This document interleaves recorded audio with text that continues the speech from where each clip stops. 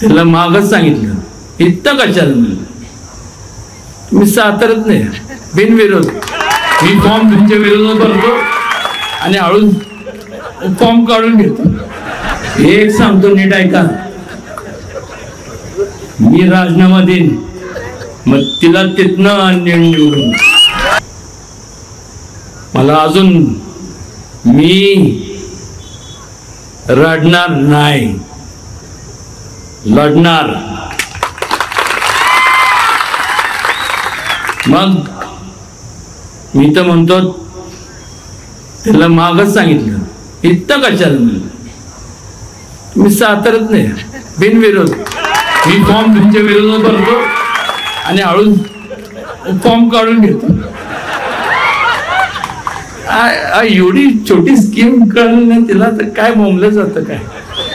अजितदादांनी लई खूप बोलले असं तसं, पण एक लक्षात घ्या आज तुमच्या सगळ्यांचा विकासाचा प्रश्न आहे। सुरेश दादा 10 असतील, धनु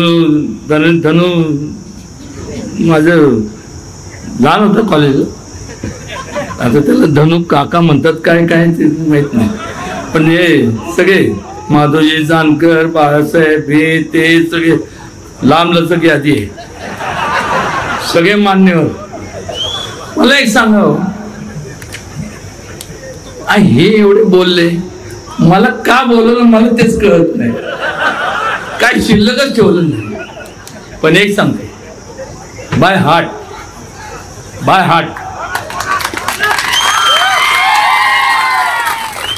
एक सांगतो जो कोण काय पण म्हणत असेल ना त्यांना विचार नाही मला जाऊन द्या कॉलेज ती चुटकी घालू काय बस काय ऐका एक मिनिट ऐका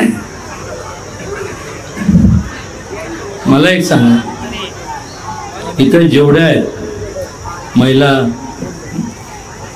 वडीलधारी लोक येते एक लक्षात घ्या आज आपण बोलतो ज्यांनी काळजी घेतली त्याची आपण काळजी नाही घेणार तर कोणाची काळजी घेणार।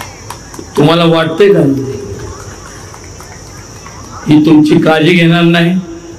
अहो तुमची वडीलधारी लोकांची मुलगी आहे, मित्रांची बहीण आहे, आज तिला नाही मतदान करायचं कोणाला करायचं? एक सांगतो तुम्ही जर केलं नाही ना एक सांगतो नीट ऐका, मी राजीनामा देईन मग तिला तिथनं निवडून। पण तसं होत नाही, नीट ऐका का नाही तर इथं ना मी येताना बघत होतो हे सगळं आहे ना कंपाऊंड अगोदर कुलूप लावले, तुम्ही हो म्हणा तर सोडणार बाहेर नाही तर इथं बोलत बसा।